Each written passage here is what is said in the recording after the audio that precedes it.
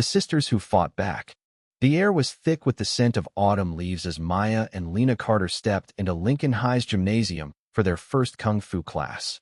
The old brick building, a fixture in their small Ohio town, stood like a silent witness to their bold decision. As the only black students in the class, they knew they were stepping into uncharted territory. But what they didn't expect was the venom waiting for them in the form of two senior boys, Ethan Hayes and Cole Bradley, whose smug grins hid a cruel intent. These bullies thought they could break the sisters, unaware that Maya and Lena came from a family of fighters trained not just to survive, but to dominate. Lincoln High was like any other American high school.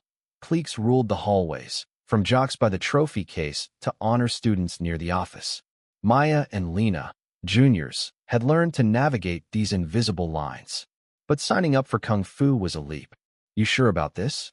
Lena asked, adjusting her backpack as they approached the sign-up sheet.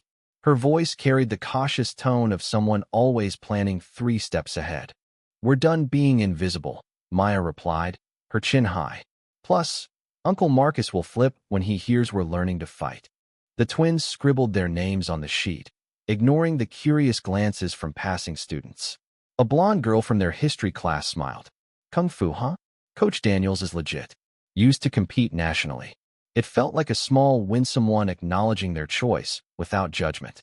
But that optimism faded when they entered the multi-purpose room for their first class. The smell of floor wax and sweat hit them, and the room's energy shifted as Ethan and Cole, both seniors, sized them up. Ethan, tall and athletic, smirked. "Well, look who's here. Carter sisters, right? Didn't know Kung Fu was your thing. Thought you'd stick to basketball or track, natural talent stuff." Cole, stockier, crossed his arms. "Yeah, this isn't exactly your scene."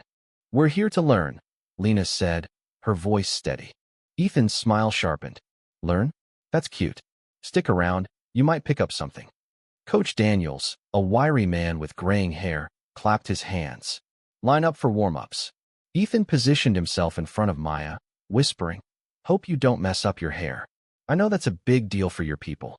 Cole snickered, adding, "Maybe try the dance team instead. More your speed." The other students looked away, their silence louder than words.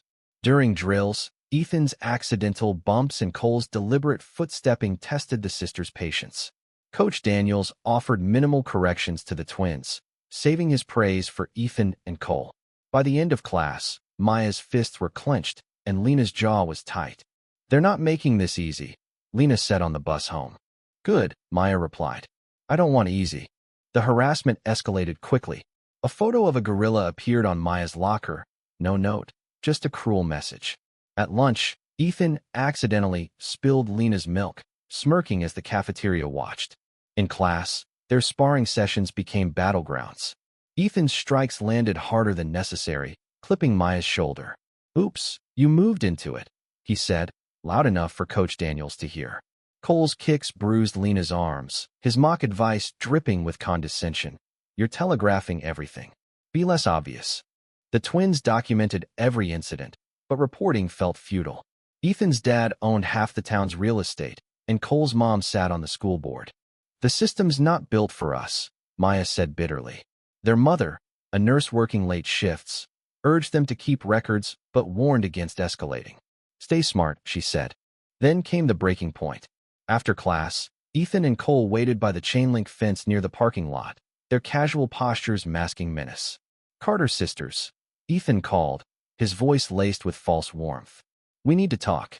"We've got nothing to say," Lena replied, her heart racing. Ethan stepped closer, Cole circling to their left. "You don't fit here. Kung Fu. This school, it's not for you. Find somewhere else to play." "Make us," Maya said, her voice steady despite the fear. Ethan's slap was lightning fast, stinging Maya's cheek. She stumbled, and he grabbed her shirt, slamming her against the fence. Lena lunged, but Cole twisted her arm behind her back. Ethan's knee drove into Maya's stomach, and his fist cracked her ribs. Lena broke free, stomping Cole's foot and elbowing his chest, but not before he threw her into a parked car. The boys left them battered, Maya gasping and Lena limping. At the urgent care clinic, X-rays confirmed 2 cracked ribs for Maya and severe bruising for Lena. Their uncle Marcus, a security guard with a fighter's build, listened as they recounted weeks of torment. His face darkened. "This ends now," he said. "But we do it smart." Marcus's backyard became their training ground. "Forget fair fights," he told them. "This is about survival. End it fast, make them regret it." He taught them pressure point strikes, how to use an opponent's momentum, and how to turn their smaller size into an advantage. Maya channeled her anger into precision. Lena analyzed every move like a chess game. 3 weeks later, the sisters walked taller. Ethan noticed it at lunch, Maya's steady gaze unsettling him. "She's not scared anymore," he muttered to Cole. "Maybe they're planning something," Cole said, unease creeping in. In Kung Fu, the tension boiled over. When Coach Daniels announced an inter-school martial arts showcase, the twins saw their chance. But their names were missing from the roster. "You haven't shown enough skill," Coach Daniels said dismissively. "Then let's prove it," Maya challenged. "Full contact sparring right now. If we lose, we're out. If we win, we're in." The room went silent. Ethan smirked. "Fine. Don't cry when you get hurt." On the mat, Maya faced Ethan's aggressive onslaught. But she was ready, slipping his punches and landing a palm strike to his chest that doubled him over. When he tried a takedown, she threw him across the mat. By the second round, she had him in a chokehold, forcing him to tap out. Lena, meanwhile, outmaneuvered Cole's technical precision, locking him in a submission hold. The room erupted in stunned chatter. "Your names are on the list," Coach Daniels said, shaken. Ethan and Cole didn't take the defeat lightly. The next Friday, they ambushed the sisters in an empty hallway, backed by 2 football players, Jake and Ryan. "You think you belong here?" Ethan sneered. "This world wasn't made for people like you." 4-2. The odds were brutal, but the sisters were prepared. As Ethan swung, Maya sidestepped, throwing him into the lockers. Lena ducked Jake's tackle, sweeping his legs and sending him crashing. Ryan grabbed Lena in a bear hug, but she smashed his nose with a headbutt, breaking free. Maya caught Ethan in a submission hold, while Lena dropped Cole with a leg sweep. The football players fell, one clutching his ribs, the other groaning from a pressure point strike. Principal Turner and 2 teachers arrived, stunned by the scene. For boys down, the sisters standing tall. "We were attacked," Lena said simply. "We defended ourselves." Security footage and a student's phone video went viral, showing Ethan's racist taunts and the sisters' decisive victory. By Monday, news vans lined the school's lawn. The video, captioned "Bullies get what they deserve," sparked outrage. The NAACP called, parents demanded answers, and the district attorney considered assault charges. Principal Turner was suspended, Coach Daniels fired. Ethan, Cole, Jake, and Ryan were expelled, their futures shattered. Ethan's college offers vanished, his family fled town, but the internet's memory was unforgiving. Cole, serving community service, began to grapple with his guilt, while Ethan clung to bitterness, blaming the sisters for his downfall. Lincoln High transformed. Anti-racism training became mandatory, a diversity coordinator was hired, and a new reporting system ensured accountability.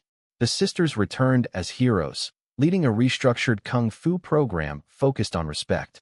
6 months later, Maya and Lena launched Sisters Rise, a community program teaching self-defense and empowerment to young Black girls. Every Saturday, they trained dozens, turning pain into purpose. "It's not about being the strongest," Maya told her students. "It's about being the smartest." At home, their mother smiled, watching a news segment about their work. "You changed everything," she said. Lena nodded. Uncle Marcus was right. Sometimes, respect has to be demanded. Their story wasn't just about survival, it was a blueprint for justice. Ethan's anger, Cole's slow redemption, and the sisters' triumph showed that choices shape destinies. Maya and Lena chose to rise, and in doing so, they reshaped their community for good. What do you think? Should Maya and Lena have fought back, or was there another way to handle the injustice? How do you view violence as a response to bullying and racism? Share your thoughts in the comments. We'll want to hear your perspective.